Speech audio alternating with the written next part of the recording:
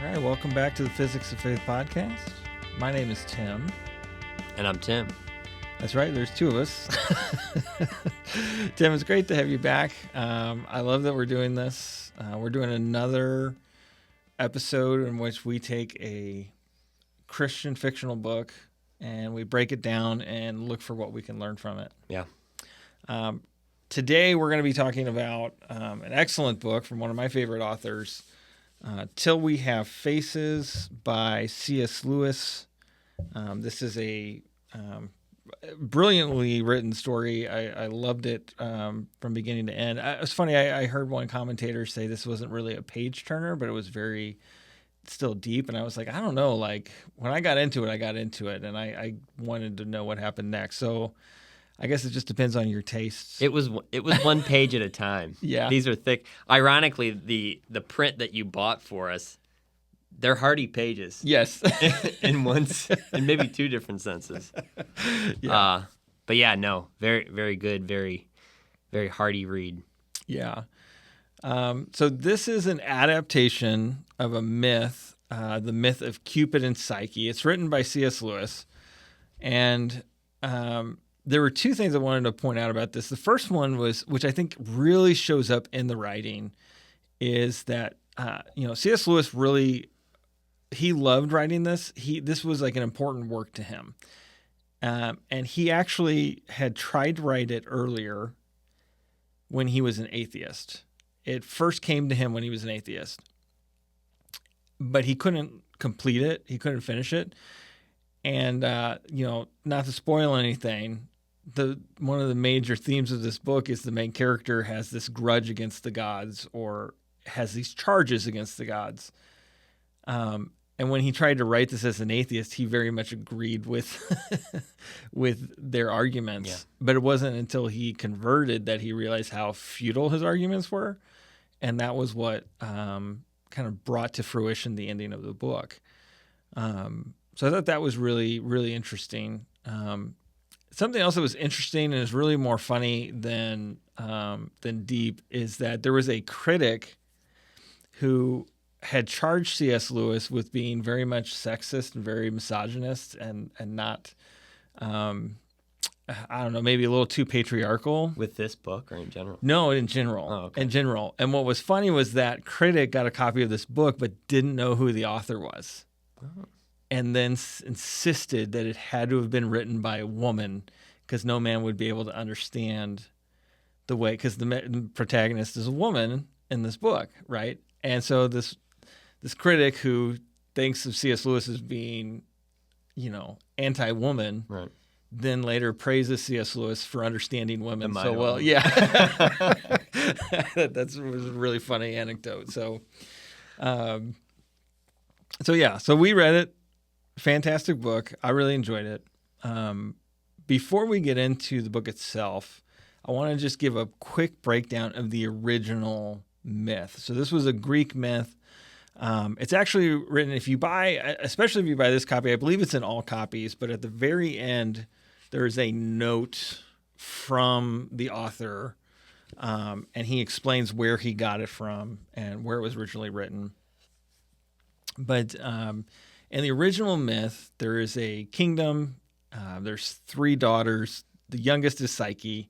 She's very beautiful, and people begin to worship her instead of Venus. And Venus becomes jealous.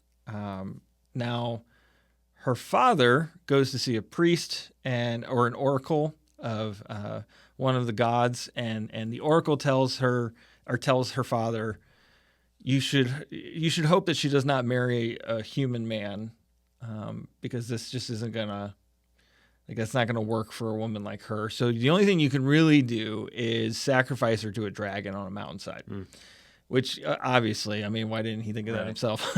Yeah. Right.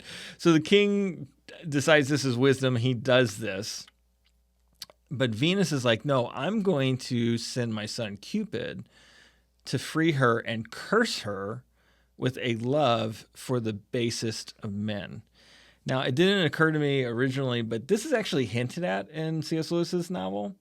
There's a part where Psyche is young, and And Oral, who's the protagonist, says, anything she would do, she made it more lovely and made it more beautiful. And she comments if she were to pick up a toad, the toad would become beautiful. But she notes she seemed to have a strange attraction to brutish things like toads. So I think that might have been a nod to this part of the thing.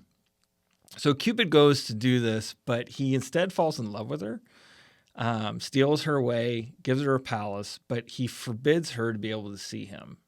And she wants her two sisters to be allowed to visit her. They do, but they get really jealous. They're in this fine palace. They see all this stuff, and they say, no, look, if your husband won't allow you to see him, it's probably because he's a giant serpent, kind of going back to this sacrifice to this dragon that the father had made.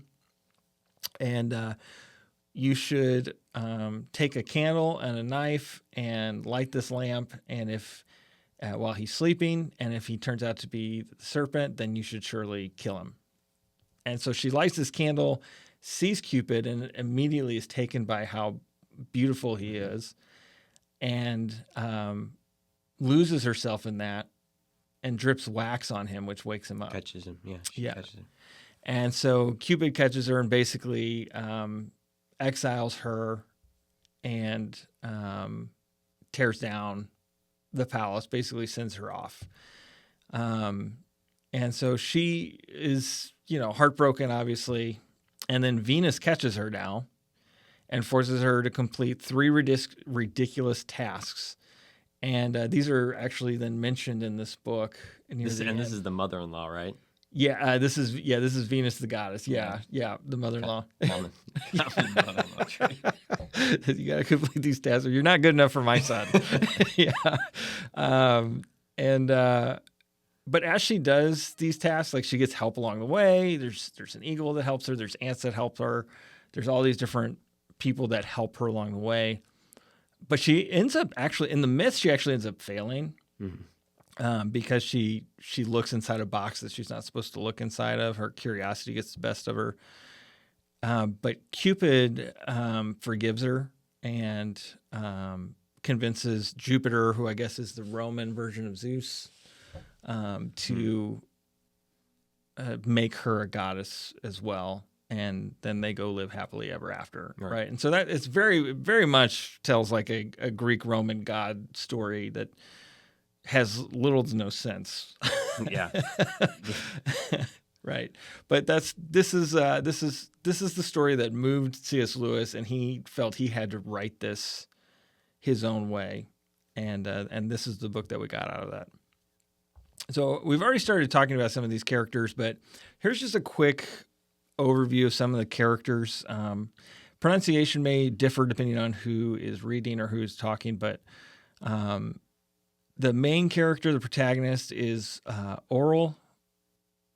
She's also known as Maya at different points, and she's also the queen. She's the narrator. This is her story, and she is basically she's the one who's writing this book. And then you have Psyche, or Istra, who is the youngest sister. She is the, kind of the major character from the original myth. Right. And then you have Retival, who is another one of the sisters. And Oral sees Retival as petty and childish and ultimately responsible for Psyche's downfall. The king is Oral's father, who is a hard man who seems to love himself and his power more than anything else. There is a character named Bada, who was the kid's original nanny. She was also a bit of a gossip and a troublemaker. Bardia, who is a major character, he is the king's best soldier. He's a kind of a pious man, and he is Oral's general and chief advisor as queen. So he becomes very, very important to the story. And then you have the fox, also called grandfather. He was a Greek slave that the king purchased and has him raise the daughters. He teaches these girls a number of things. He teaches her very much about philosophy, the Greek way of doing things. and he's the influence in Oral's life of like the gods and all of that are just make believe. It's all coincidence that people and chance that people give the name of God to. Then you have Ungit, who is your stand-in for Venus in this story. She is the goddess that they worship in the territory of Glom, which is where their kingdom is. She has a temple, so when we see the priests are worshiping Ungit and doing this. And very interesting, Ungit is represented by a rock, which I thought was really interesting too. There in Glom. And then you have the god, or the west wind, or the brute. This is the son of Ungit, and the god who weds Psyche. He is your stand-in for Cupid. But he's a little bit different. I thought it was interesting too. They talked about the west wind, and Psyche recalls the west wind, and it was the west wind that Cupid rides in on, I think, in the original myth as well. So again, we see where he pulls the inspiration from. And so that's it. So that's your original myth, and these are some of our main characters from the book. So without any more ado, I know there's like two themes here that I know stood out to me. But Tim, what jumped out to you in this? Where would you like to start? Yeah. So, any work of fiction, I think, you can really get a sense of, especially if you've read a few of the author's works, you really get a sense of what matters to them. Yeah. You get a sense of who they were, what's important to them, maybe even some of their likes and dislikes and struggles, and a little bit about what I know of C.S. Lewis. For me, in my experience, kind of shown through with this book. And one of those themes for me was the idea of death, both of a physical death, but also is metaphorical, the right term. Dying to yourself in the sense of willful suffering to hopefully grow, delayed gratification. Yeah. And I think there's our main character Orwell she's called to that a few different times throughout the story, and inevitably is what finally helps to bring her to a realization of the reality of the gods. Yeah. And not only that, but her insignificance in their presence. Yeah. We talked about the parallels between this story and Job in Scripture. Yeah.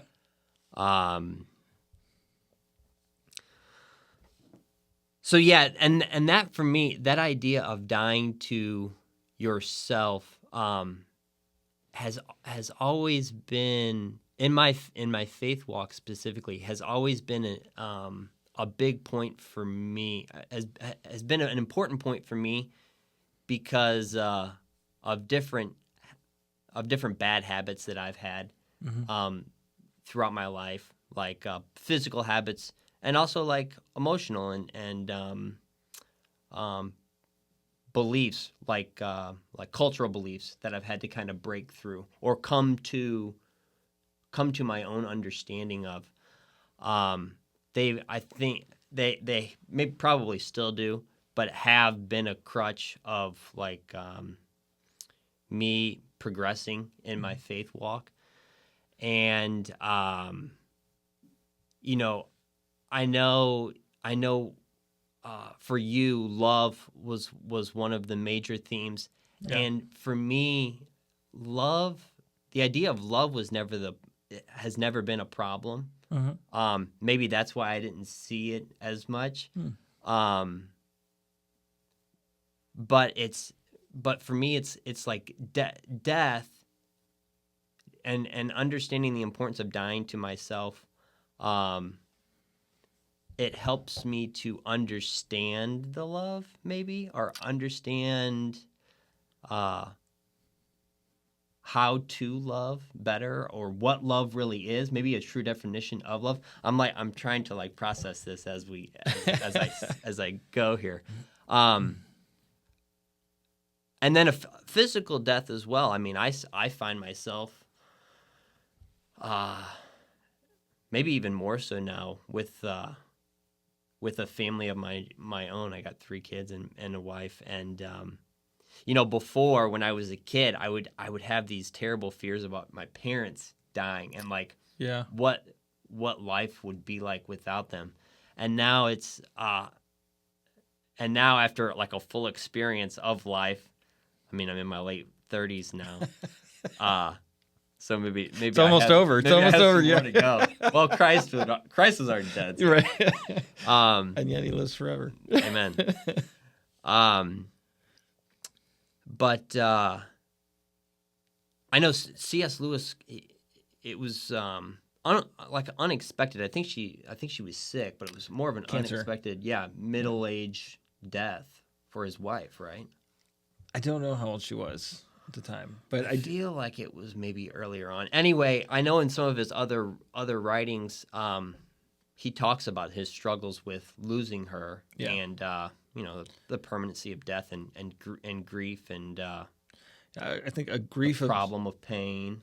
So the problem of pain he wrote earlier, and it's very theological. It's very apologetics. It's very kind of explanatory. Mm-hmm. But then a grief observed he wrote after his wife died. Oh, okay. Maybe that's what I'm thinking of. And there is like a comparison between the two about how the one feels more clinical and the one seems to have more feeling of a man who's actually now experienced it and had to walk through it. And this is interesting. We talk about people reading a book and not knowing that C.S. Lewis wrote it. He published A Grief Observed under a different name. And he had friends read it and then recommend it to him as a way of dealing with the loss of his wife. That's good. Yeah. So, like it's he hit the right mark with that, but yeah. But I think you're right in the sense that death is a huge aspect of this, but I think it's also, it ties into the love portion of this, right? No, absolutely. There's a connection. Yeah. Yeah. There's something about dying to self for the good of others, especially for those that you love. Like, what's the old saying? If you love something, set it free. Let it go. Yeah. Yeah. just let it go. I think there's something to that. And there is an emphasis on this idea that she needs to die. And then the God even tells her, you have to die before you can die.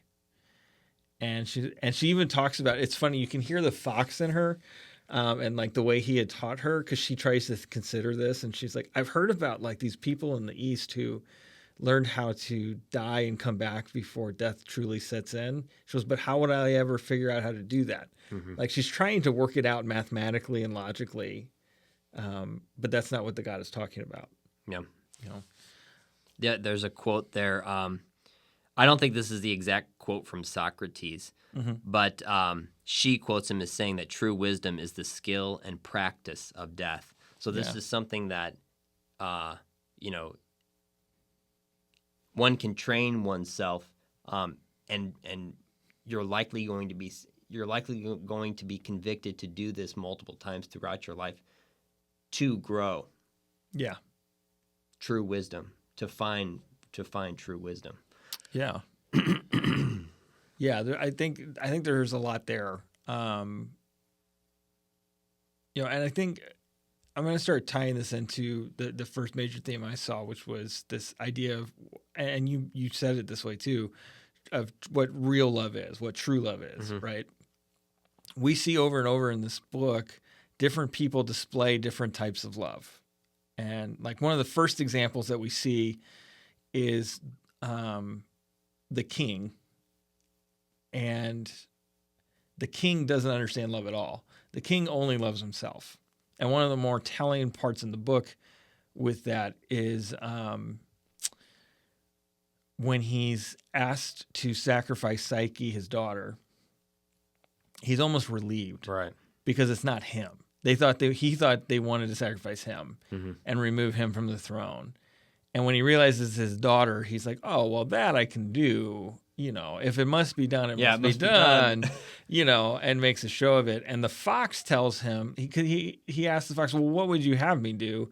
And he was like, "I would do everything. I would move heaven and earth. I would sell my kingdom. I would start a party. Yeah. Or have a feast. Yeah, and I would take her and I would leave. And he's like, "Well, what good would that do if I lost the kingdom but gained her?" And so you see kind of this this competing version of love where the fox says, if you loved your daughter, you would give up everything for her. And the king can't understand that, because what he loves is himself, his power, and his station. He sees himself as above things. Oral will inherit some of those things, even though she doesn't realize it. She thinks about when they realize Psyche's still alive and she's married to someone. The fox is convinced that she's married to some criminal or some sort of unsavory person. And Oral is just like, well, that can't be, because like she's got divine blood. She's of royalty. She can't mix with people, basically, and even indicts the fox in that. It's like she can't be with a slave. Right. And the fox is a slave, right? Right. Who has tried to teach her that it's not the chains that make us. We're all of one blood, right? Right. Yeah. So you see, she kind of inherits some of the king's bad teaching there. I think one of the other aspects where we see love kind of misused is with Reteval and Reteval and Oral. And later in the book, Oral is reunited with, I think his name's Terran, who was a eunuch. Right. But he wasn't always. He was early in the book. He's a young man in the palace guard, and he's kind of. Is he the one that was caught?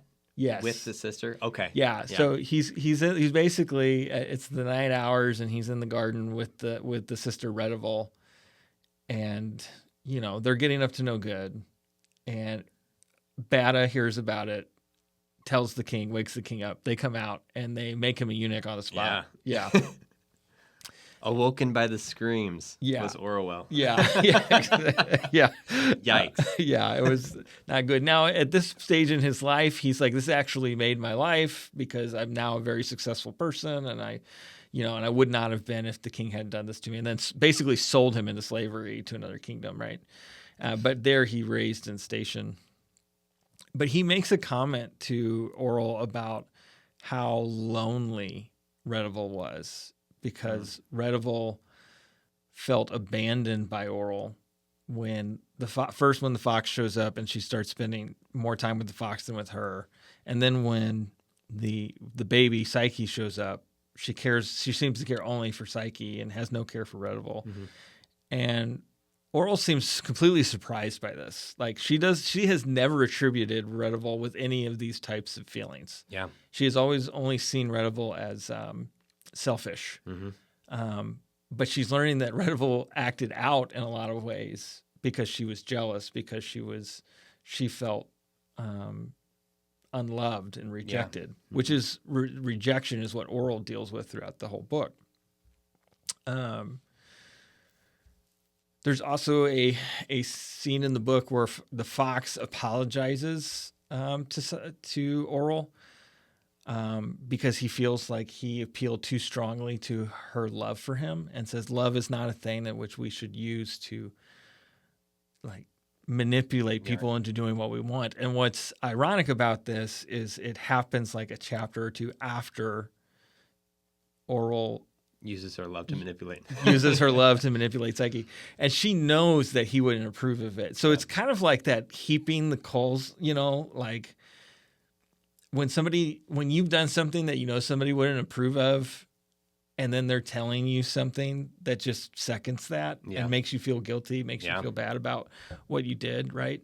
And I think this is a part of why Oral starts building a case for herself. It's part of like her defense Yeah. for her actions. She starts the book. Yeah. She eventually becomes honest about some of these things. And how she realizes basically that she has this possessive love, right?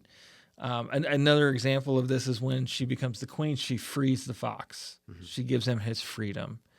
And then is immediately overcome with dread because it doesn't occur to her that he's now a free man. He'll go back to Greece. He will leave them, right? It's only because he's old and also because he does love her and he knows his life from before is gone at this point. There's nothing to go back to. He chooses to stay. Right. But she even has a moment of regret. I should have not freed him because then he would no longer be mine, right? Yeah. And she does this. When she finally sits down with the gods and gives her charge against the gods, she's very much revealing her true feelings about what they quote unquote did to her. Mm-hmm. And by taking Psyche, and I have a few quotes here that I think kind of showcase this. So, in her monologue to the gods, she says, "Why? What should I care for some horrible new happiness which I hadn't given her, and which separated her from me? Do you think I wanted her to be happy that way? It would have been better if I'd seen the brute tear her in pieces before my eyes.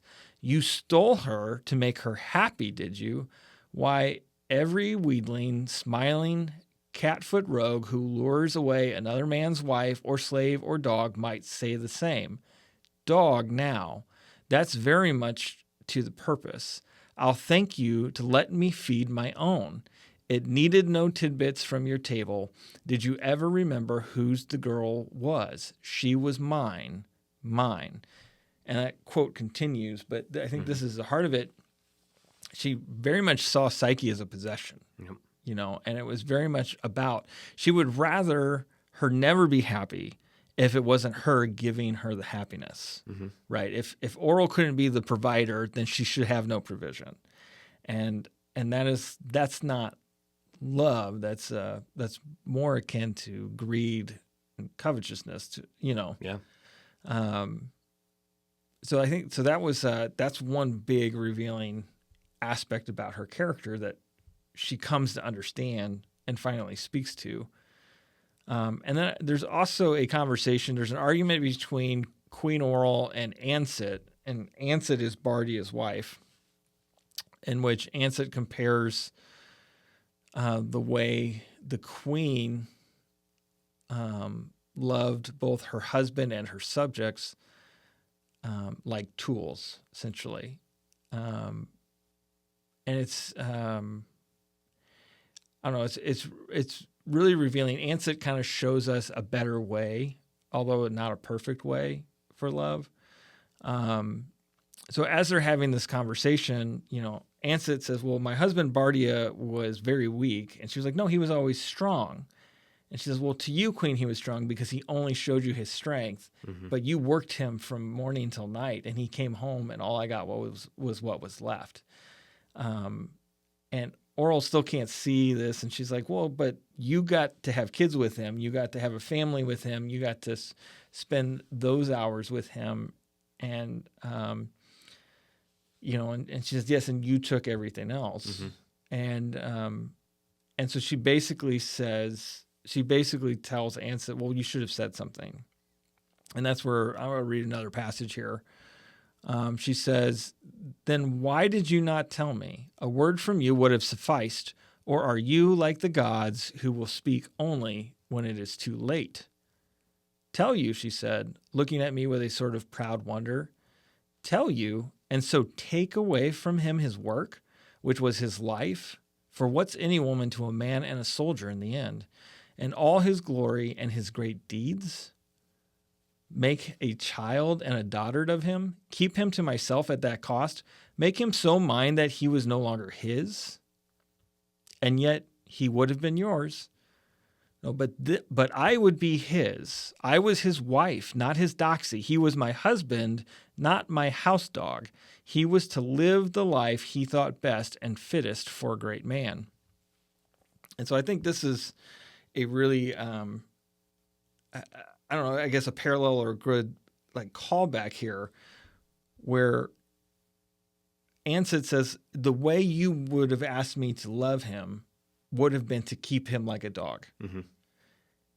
And when Oral stands before the gods, she compares Psyche to being her dog, to being her pet. And this is prior to that happening. Yeah. Which kind of makes me think about, maybe another theme that comes up is the importance of paying attention, or what we can learn from the different relationships in our life. Yes. If we're willing to listen. Yes.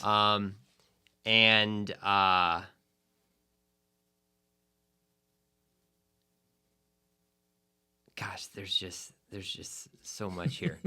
But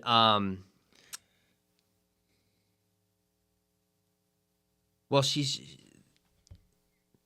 the wife understands that there would be no life. It would not be love to hold on to her husband. Yeah. Like the queen is insinuating, to her. So in a sense, like, it makes me think, well, then you can't really blame the queen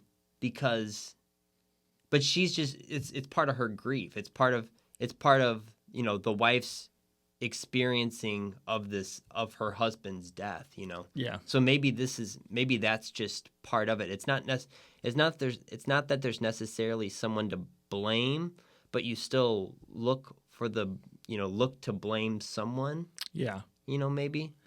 Yeah, and I don't know so much that she even blames her for her husband's death as much as she is kind of telling the queen, you are blind to the things around you. Yeah, okay. Yeah. And in fact, I think this actually relates to my other big point of this is because of this book, and we'll get into that a little bit more, is our relationship with the divine. Because in this one conversation,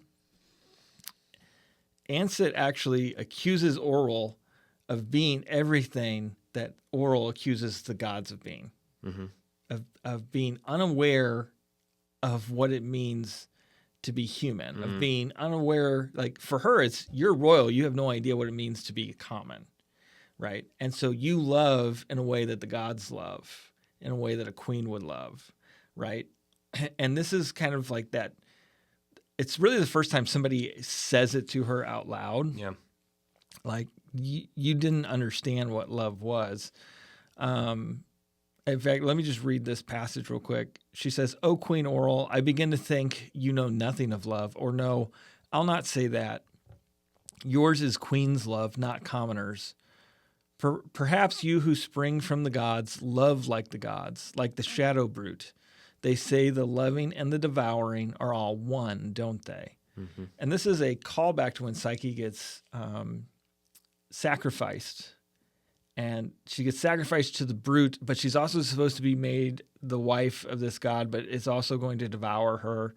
And they kind of they have this conversation about, well, that's what it means to become a wife, is to be devoured, right? And to be married is to lose yourself and to become something else. And so they have these, but it's all of a speculation for them at the time. They're all kind of just discussing it, right? Mm-hmm. But they very much see the devouring as a bad thing.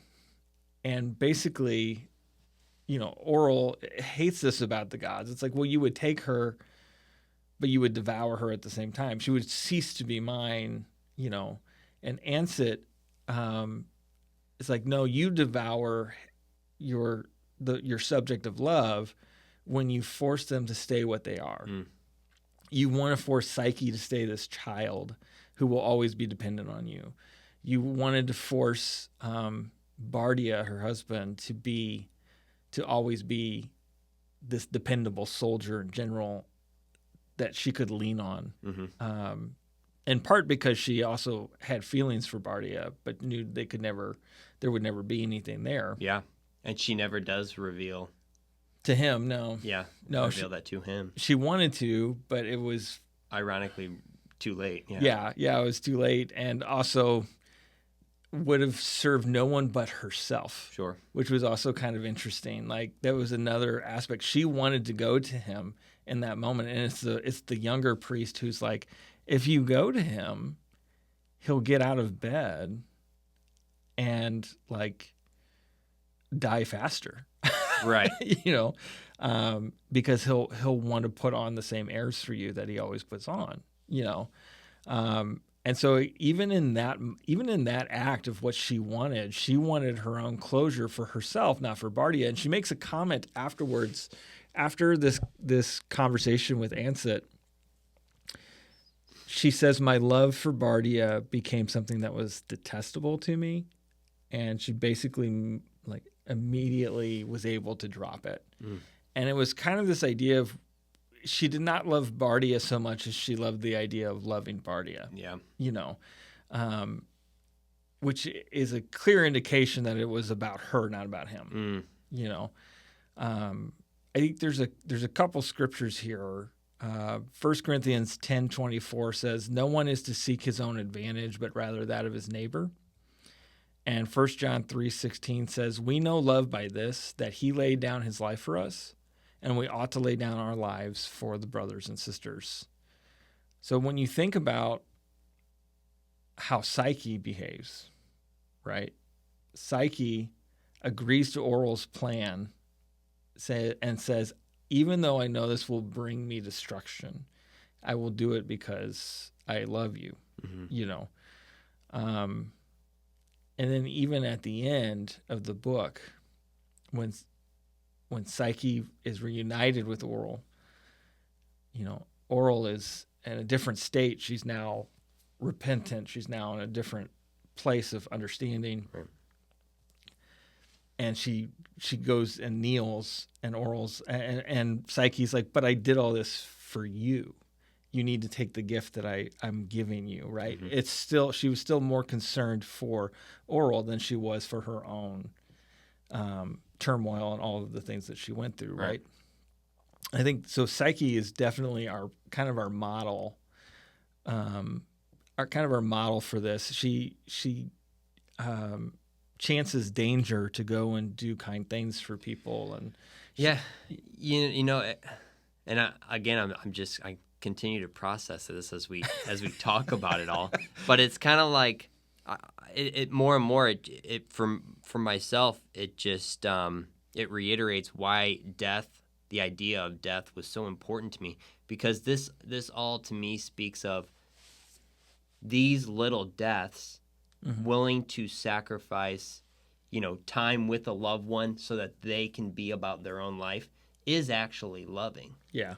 And I think you could look at all those little sacrifices. I mean, parenting in general, you have to be willing to allow a child, an individual, to become their self.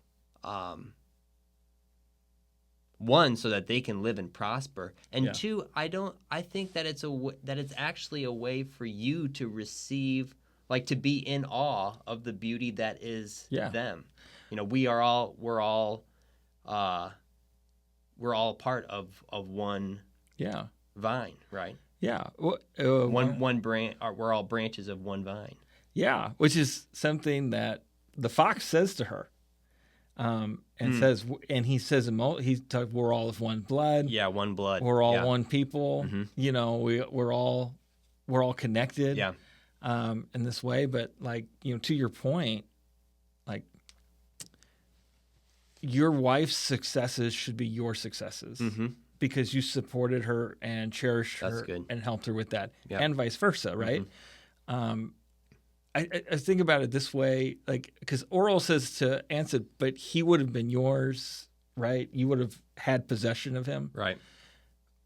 Your significant other, your wife, your husband, was not yours when you fell in love with them. Mm-hmm. So if you now limit them to just being yours, they are no longer the thing you fell in love with, right? You've now limited them and turned them into something else. You have turned them into a trophy or a possession or a thing that doesn't change, that doesn't grow, that is stagnant, that is stale. And that's not a life anyone would want to live. For the individual, and I think you cheat yourself too. Because you're not trying to, well, you're not growing in the sense of how you would cope, and the good that you could see that this other person producing as well. Yeah. You know, it reminds me of a comment that a buddy of mine made. He's a floor layer buddy of mine, and he said that he came home from work, and I think this is he had just gotten married. My buddy did. I don't know if I was quite married yet, but he said, this guy came to me at work and said, Tommy, my buddy's name's Tommy, when you get married, you die a little bit every single day. and he said it in this very gloomy voice, so it kind of became a joke to us of like, oh man, we don't want to get married because we're just gonna die. But you know, the more I have thought about that over the years, the more I wonder if how the guy said it of, you know, Tommy, the more, because I think you could say it a little bit more upbeat and jovial of the longer that you're married or when you get married, you die to yourself a little bit every day. And maybe that's a beautiful thing. You know, maybe there's growth and life in that. Yeah. Well, there has to be, right? Like, I think there is growth in life. Like, things have to die for growth, right? You have to cut off the branches that aren't growing. You have to, you know, a seed has to die to become a tree. You know, all of those things are true in nature, and it's true in who we are and how we love. And I think about that, like, the tone of that makes the statement, right? Yeah. The tone of that reveals the nature of his love, right? If he says it like you said it first, like, you die a little to yourself every day. You know, I think about like there was a meme. It was like, all marriage is texting each other. Can you pick this up from your store on the way home? Yeah. Right. Like that is a love that is more loving of myself than of my wife. Right. Because I'm more concerned about my time than taking care of the things that she needs taken care of. There was a point in your relationship, in your marriage, where it was a joy for you to be burdened by the things that your spouse needed. Yeah. And when you're burdened by the things your spouse needs or by the things that even a friend needs, you know, love is what is willing to sacrifice what you have for what they're wanting, right? And I think this comes back to this thought of, but, you know, okay, so if we always die to ourselves, if we're always preferential of others, if we're always putting others first, when will I ever get mine, right? There's this concern that nothing will ever come to you. However, if everyone is always doing that, you will never have to worry because there will always be food at the table. Somebody will always be taking care of your needs in the same way. And that's what, in marriage, that's what you ought to be doing is you're taking care of her needs, she's taking care of your needs.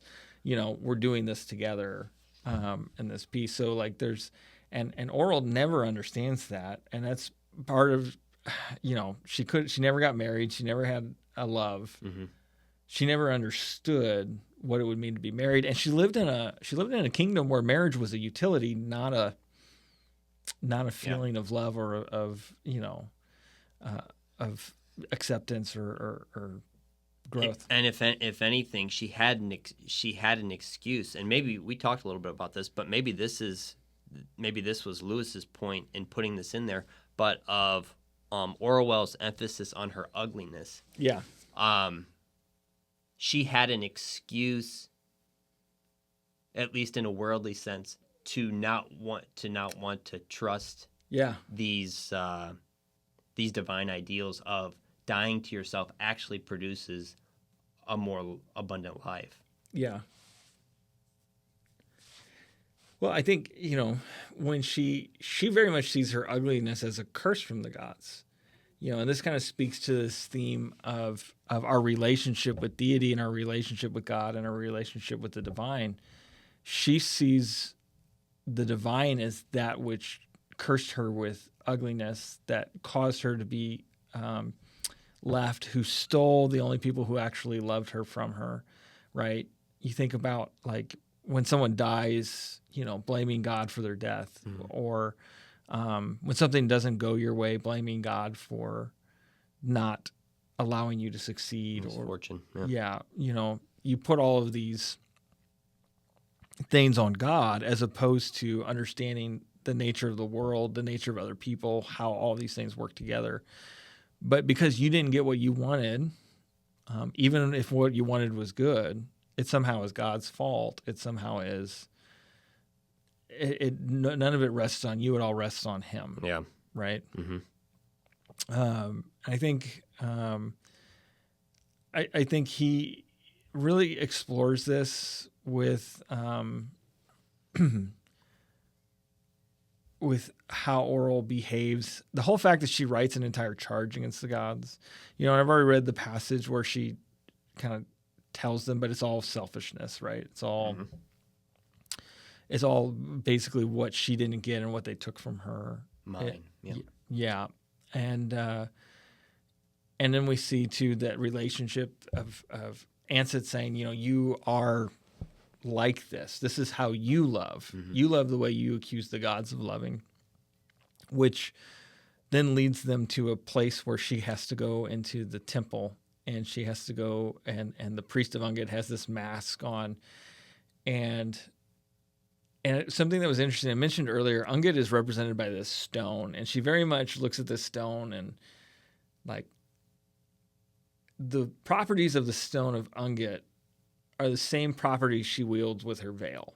So she begins wearing this veil, partway through the story to hide her grief, to mask herself. And she talks about how it gives her this power of people being unsure of what her intent is or how she's feeling or how she is. The one time she takes it off in front of someone, they immediately realize, she takes it off in front of Ansett, and Ansett realizes, oh, you loved my husband. Like immediately her emotion was evident to her, right? She hides her intentions and her emotions and her feelings the way she accuses the gods of hiding their face from her. And so she sees this stone, and this poor woman comes in and gives a sacrifice, and they sacrifice it over the stone. Well, they also had brought in like this very nice sculpture. Yeah, this very Greek statue of Ungit. And she stops the woman and says, do you always sacrifice to the stone, or do you ever sacrifice to this? And she goes, well, that's not for me. That's for the royalty. That's for, and you see it as they go through, there is a divide that she doesn't understand, that she has. She doesn't understand how the people view her, and the people view her the way she views the gods. And it's all because of her royalty. And it doesn't matter how many good things she did, right? It doesn't matter what they do. It's her position still puts her in a place where the commoners, so to speak, can't relate everything that goes wrong for them, is their fault. You go back to the beginning of the book, there's almost a revolt because the king has mismanaged things and they don't have food, and there's a thing. And it's really interesting. There's this when the king is dealing with a hard time, he turns to the priest of Ungit, and they do all these rituals and they do all this stuff, right? And the fox keeps telling Oral, this is all folly. This is all for nothing, right? This isn't how you do this, and none of it comes to fruition. And the king gets mad at the priest of Ungit, and it's like, she's not giving me what I asked for when I gave these sacrifices. She's not doing this. When you see Oral take over, one of the first things she does is she basically makes business transactions with the church to keep the church less out of her affairs. And then begins doing all the things her father should have done with like building cisterns so they always have water, and making them more prosperous through a very, scientific, reasonable, instead of all of these vain religious practices, right? But then she, at the same time, neglects but at the same time, while she does all of these things, anything that goes wrong, she still blames the gods for, even though she's the one who's creating the prosperity when the prosperity is created. Does that make sense? Like she doesn't give the gods credit for anything that goes right. Yeah. Either, right? And so there's this it's just what's supposed to happen. What's good is what's supposed to happen. Is the mindset. Yeah. Prosperity. Yeah. Yeah, and the good is always prosperous. Right. In the sense that we can understand here on earth. Right, exactly. Yeah. And we've talked about this before off camera, but like C.S. Lewis did very much have a understanding of suffering, and it was one of the arguments he had as an atheist was, if God exists, why is there all this suffering in this world?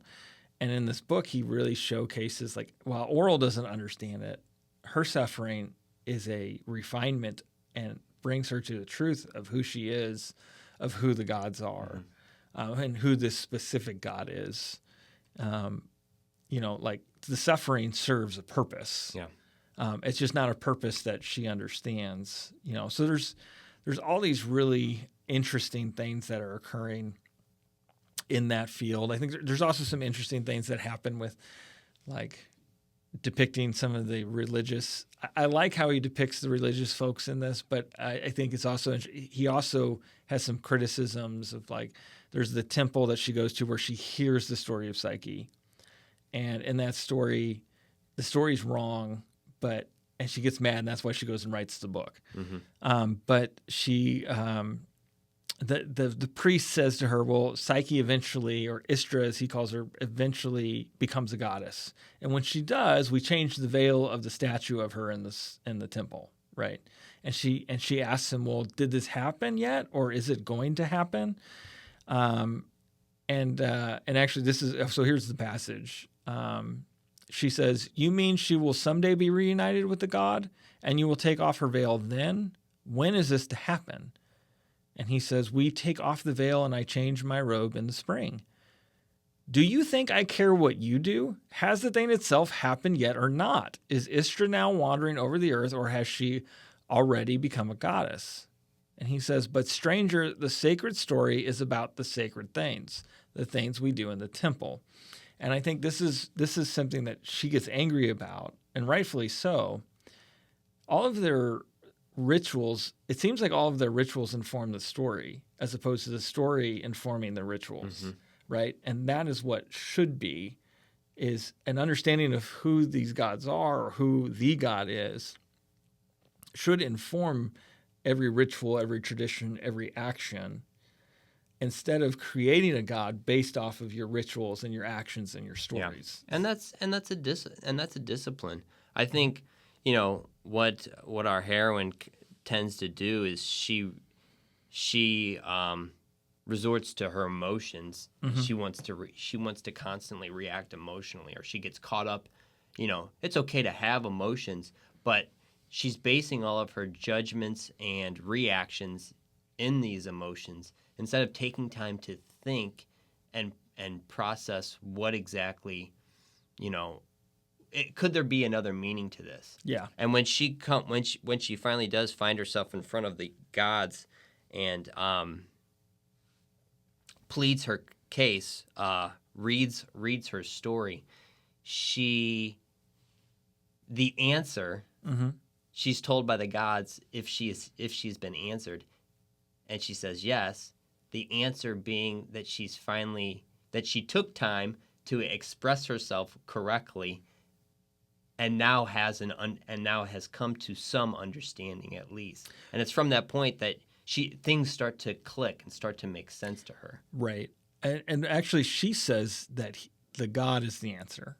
That the God is the answer. Yeah, is where she gets to at the end of that book, because all of those things get her to see the God for who he really is, which shows her for who she really is, right? And vice versa, right? Because she raises a lot of questions throughout this, like, is our lot in life due to God's choosing? Does God have any regard for us with all the things that happen in this world? What is man that you would be mindful of us, right?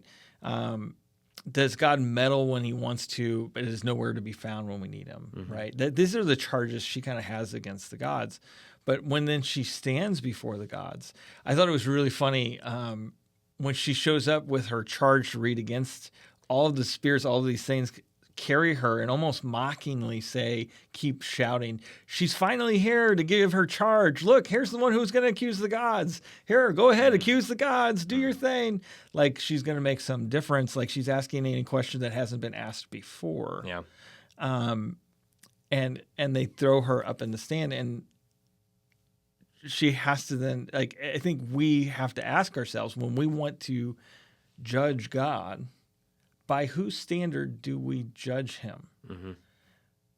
She is judging these gods based off of all of her own actions and off of all of her own emotions and off of all of her own feelings. We keep seeing revealed to her as the story goes on and on and on until we get to this point. She is doing all of the things that she claims the gods do and that are bad, right? She loves the way the gods love. She takes the love of others the way the gods take her love.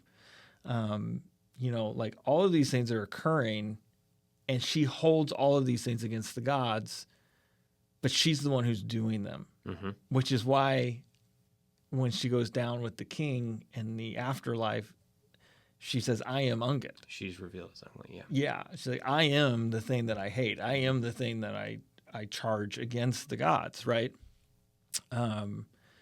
If we read Proverbs 19:3, it says, when a man's folly brings his way to ruin, his heart rages against the Lord. You go to, we've already mentioned him, Job 2:9-10. Then his wife said to him, do you still hold fast to your integrity? Curse God and die. But he said to her, you speak as one of the foolish women would speak. Shall we receive good from God, and shall we not receive evil? In all this, Job did not sin with his lips. And then Romans 2:1 says, therefore you have no excuse, O man, every one of you who judges, for in passing judgment on another you condemn yourself, because you, the judge, practice the very same things. Right. This is what her issue was. This is she was judging God. She was putting everything back on him. While and like you want to, especially if you're not religious, you want to relate to her. You do relate to her. You do feel for her. Yeah. Like you almost feel like she's just in what she's doing, but especially at the beginning. Yeah. Yeah. But in truth, she did see the palace. In truth, she did have reason to trust her sister. In truth, she did know that what Bardia thought and what the fox thought about who this God was didn't line up.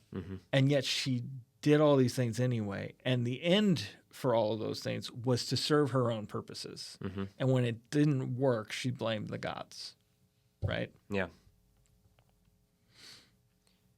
Yeah, hopefully when confronted, I'm trying to think back if the only chance, well, maybe not, was the only time she had a chance to see that revealed to herself, was it in the court of the gods? But I think that there was hints of that in some of her conversations with Psyche, even when Psyche's trying to show her kingdom. Yeah. Orwell seems pretty well, what's the term? Willfully blind. Yes. To some of those things, and I, as any type of teacher that I am, I would say I would warn anyone that those aren't lessons that you want to pass up, because I think that those are going to be scarce throughout life. Sure. And those are those moments to capitalize on, to start asking why, to try to make a higher connection, because that's going to do nothing but help you to grow and realize your own smallness and the vastness that is God. Yeah, I think it's you talk about that, and I think it makes me think about. I don't know if you ever heard somebody say, "Don't pray for patience, because God will then put you in situations where you have to be patient." Yeah, like but we shouldn't. We should want that. We need that. We need that refining. We need that growth, we need to be tested in those ways. So you're right. We shouldn't throw away opportunities to learn, And I thought it was interesting with this. I think she does see these things throughout, but she, to your point, like kind of willfully doesn't want to see them. Mm-hmm. And in the note that C.S. Lewis writes at the end, the thing that he says that he seemed to think immediately when he tried to rewrite this story was, if the sisters could see the palace, how would they walk away unchanged? Mm-hmm. Right? Like, there has to be some level of mystery. There has to be some level of ability to shut your eyes to it. Yeah. But if it's fully revealed, then how would they walk into the palace of a god? Yeah. And then just walk away from it. Yeah. Because I think what happens is, in the Greek depiction of the gods are way too much like us. Mm. And so they can't really see the separation of the glory of a god and the personhood of a man, right? Like, they do capture it in some of their stories, but not nearly enough. Yeah. And not nearly as well as the Bible captures.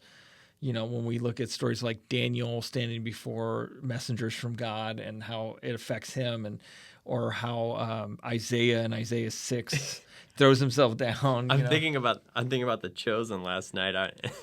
I didn't see this. I was watching The Chosen last night, and hearing this Jesus figure being sassy with one of the disciples. It's just like, is Jesus sassy?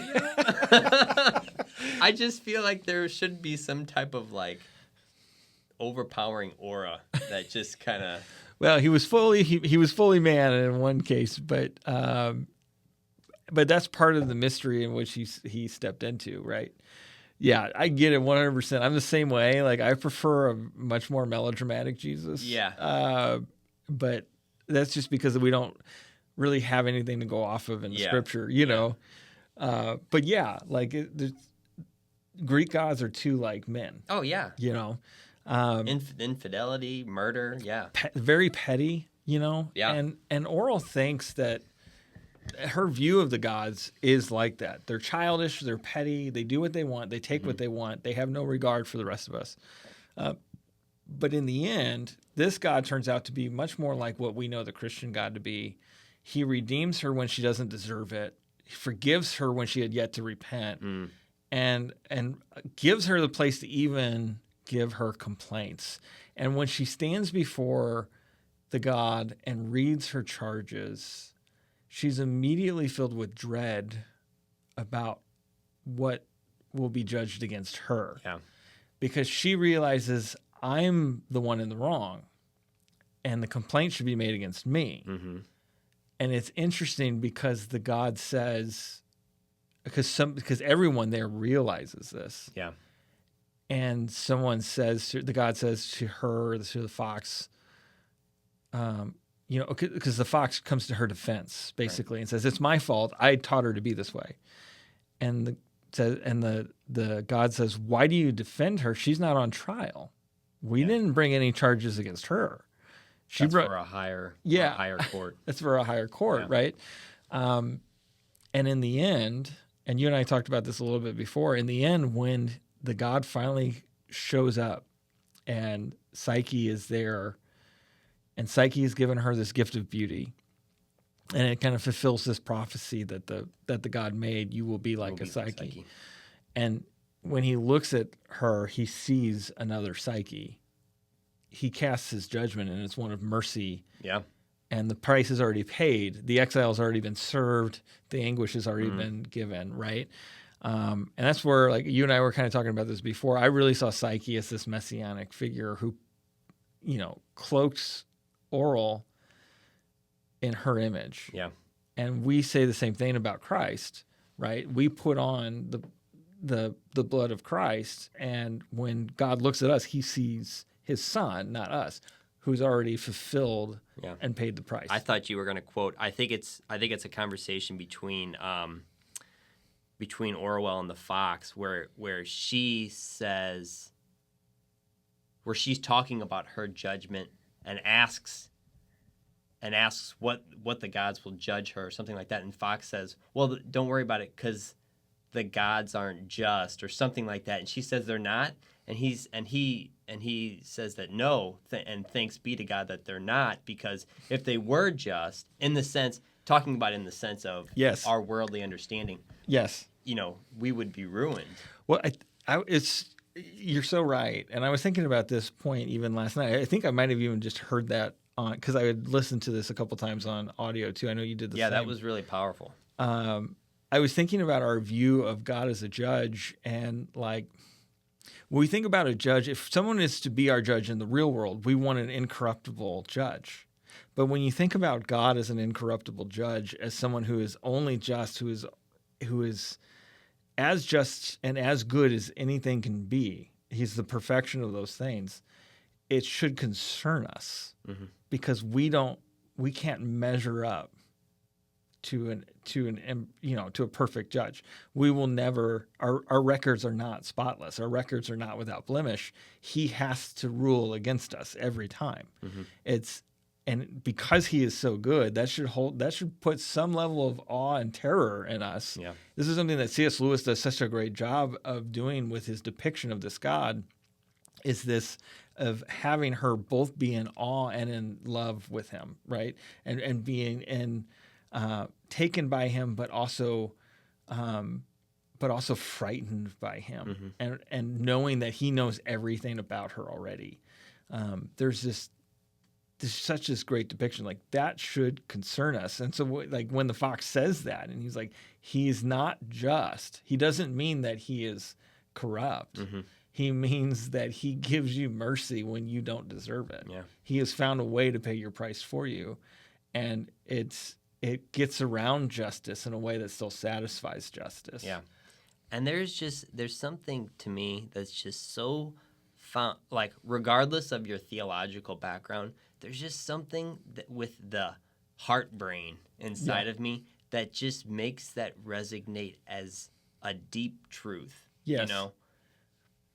The author of life. I mean, only the author of life could come up with such a concept. Yeah. And have it just have it resonate like it does. Which is why the story of Jesus, the story of the Bible, is often referred to as the greatest story ever told. Amen. Yeah. And it's why we see it in every great story. Yeah. Right? Like you and I were... An archetype. Yeah. When you and I were talking before, you talked about the fox being Masonic, which I hadn't seen. But it's there because that virtue is there. Parts, yeah. Yeah. There's aspects of it that's there, right? And that's the beauty of the story that God has weaved. And I call it a story. I love how C.S. Lewis and J.R.R. Tolkien put it, is the truest of myths, in a sense that, yes, it's a story, but it's true. It's actually happening. And so often we want to lose ourselves in a book and in some world of some great and grandiose thing. And yet all of those grandiose stories are trying to replicate what we have in real life, which is this relationship with God and how he's redeemed us. I don't know. It's something that is really deep to think about. And that's one of the things I loved about this book was it made me think about deep things. Yeah. Unfortunately, I think that some storytelling, and I'm sure this is true throughout history, but at present day, a lot of contemporary storytelling on different mediums, it lacks that. They try to come up with their own ideas. Well, all of it is all of it tends to be self-serving, and like finding your own inner truth, and that I don't know, that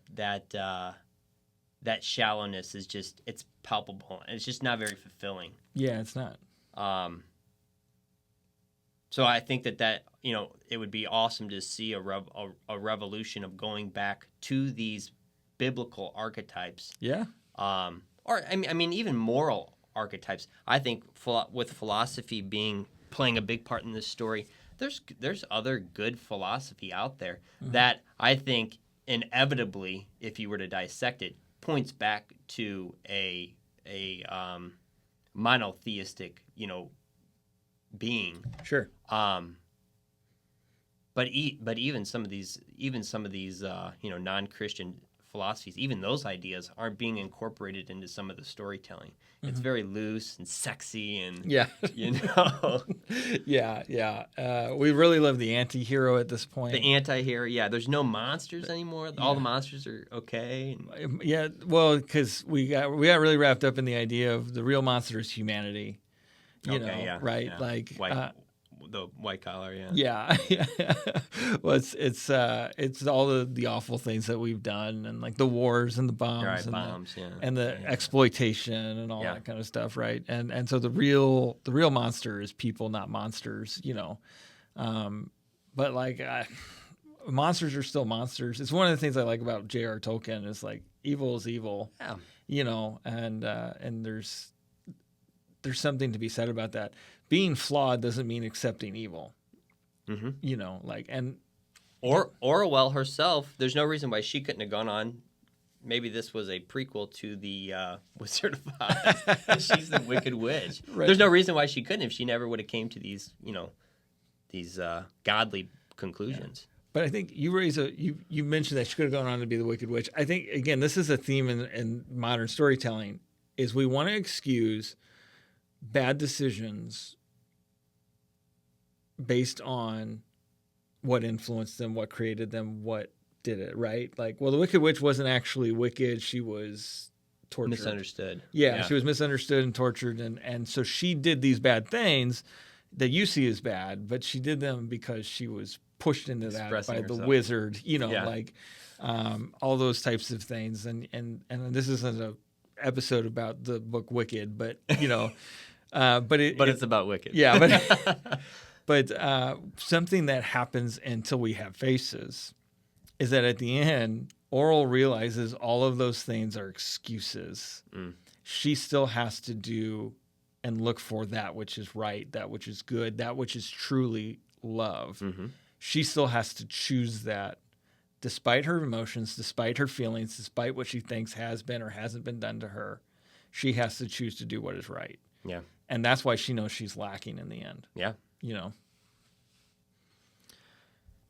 Well, I think that probably wraps this. I mean, do you have any other thoughts that we want to bring up? No, that was very good. Great read. I encourage one to check it out. Highly recommend it. Yeah. Till We Have Faces by C.S. Lewis. And thank you so much for tuning in, and we'll be back sometime with some more of this. Yeah. And hopefully have another good book for you. Sounds good. Thanks, Tim. All right.